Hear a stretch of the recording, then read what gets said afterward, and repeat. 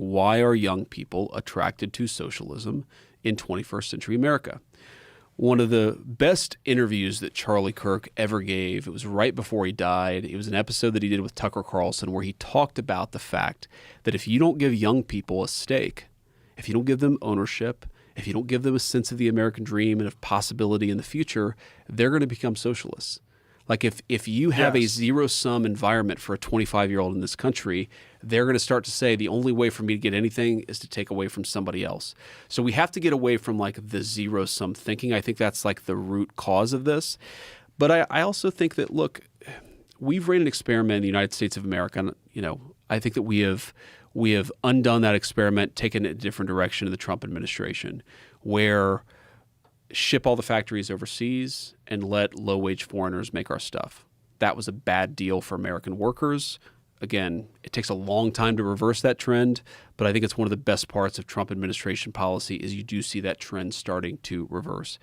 This idea that nobody should own anything, we should all become renters, whereas what we're trying to do is lower interest rates. You actually have seen housing costs stabilize in the country over the last year and a half, frankly, because of immigration. We had way too many people going after way too many homes. You close the border. This is one of the reasons why rents and housing costs have stabilized a little bit. So I think that unless you go down that pathway of allowing young Americans to own something, socialism is the inevitable outcome. Do I think that's good? No. But I really do worry, and I see this, frankly, more in my own party than I do on the other side. There is this revulsion to socialism that's totally justified without enough thinking about how did we get here in the first place. Right. And if we don't fix that, and I would say if we don't get back to a more Christian sort of understanding of economics, socialism is the alternative. Like that is where this goes. Well, if people don't think own the anything, game is rigged. Exactly. Yeah. And in some ways, Joe, the game is rigged. Yes. Yes. If you look at, again, I think so much of housing because, this happened, I think it was during the presidential campaign, maybe it was right before. But I was talking to some family members over Thanksgiving and, just a sort of a younger friend of my wife's. They were like 5 or 6 years behind us. They were just about to get married. And this young woman, successful engineer, makes a higher salary than most Americans. She just sort of like tossed out there that, when her parents' generation was coming up, it was like possible to own a house and to raise a family and not be worried that much about things. And my thought was, okay, you're an engineer. You make way more money than 75% of people your age, maybe 90% of people your age. And you think that it is like this ridiculous, unachievable objective to have literally what your parents had, which is a decent job, a nice house, and a safe place. Like at that same dinner, like another friend of my wife's was talking about this. And he, South Indian family, grew up, his parents immigrated. He was born and raised in San Diego. And he was like, when I was growing up in Oceanside, this is like a suburb of San Diego where a lot of Marines live in Oceanside. It's close to Camp Pendleton.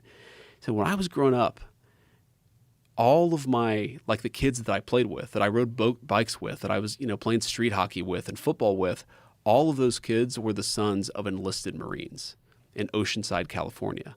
And then we went and looked at like Oceanside, California rents. Again, this is a couple years ago, rents and housing prices.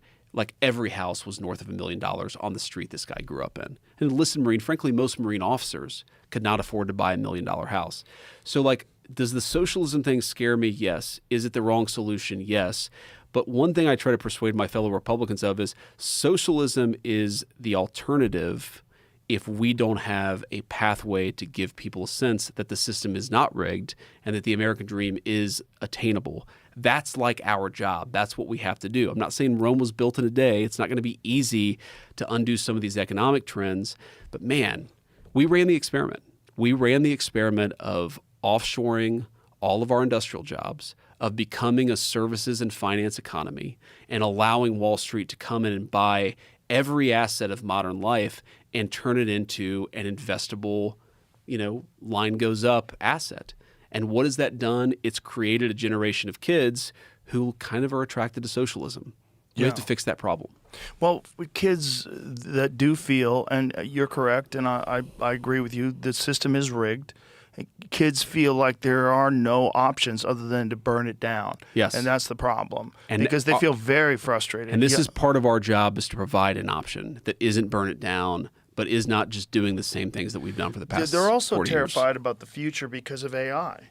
Because Correct. They feel like jobs are going to be taken away, and there will be no place for people that have education in very specific avenues. Like very specific jobs are going to just be irrelevant. Yeah. They're going to be completely wiped out by AI. There is a huge fear over this. So let me kind of give my own spin on this. Yes. I was talking to a CEO, not of an AI company, but of a tech company, and he's one of the few CEOs that's sort of right of center. And I was like, well, what do you think? Do you think AI is going to come and take all the jobs? And his basic take was the real historical analogy is the Industrial Revolution. And, did the Industrial Revolution displace or change a lot of jobs? Yes. It also created a lot of jobs that didn't exist before. So he was like, my concern here is not that 50% of Americans are going to be unable to find a job. There will be some displacement, some sort of churn in the labor market, but that's not the main issue. He said the main issue, if you go back to the Industrial Revolution, is that there was a lot of demand for workers, but the inequality in the country got completely out of whack. Like, this is the era of the robber barons. And then the robber barons in both Europe and the United States led to fascism. It led to communism. Again, to this point about giving people an option. If you don't give them a good option, then it leads to fascism and communism. Right. Now, there's this fascinating encyclical written by Pope Leo XIII. I'll send it to you. It's one of the best things that I think has ever been written by a Christian leader, where it's written in the late 19th century. And the basic argument of it is that in the age of industrial churn, there has to be a middle way between 6-year-olds working on the factory floor and socialism. And part of that solution is to give workers a sort of say in what's going on, give normal people some power in this system. And I think that's the thing we have to figure out with AI. I won't say that I have all the solutions because I haven't, but I think the fundamental question is, how do you ensure that normal people have some control over this? Control over what's their kids are seeing, control over, the economic forces that are being unleashed by AI, some certainty that they're not going to wake up in a world where they can't buy a home, but some other guy owns 35 mansions, right? That to me is the fundamental challenge of AI. Is it's going to unleash a lot of wealth creation, but if that wealth creation all goes to some segment of people, you're going to have communism. Like that is the choice before us. Is a lot of wealth being created. That's good, by the way. I like wealth being created, but if you don't ensure that there's some broader prosperity from that wealth creation, like we have run this experiment before, and it leads to communism.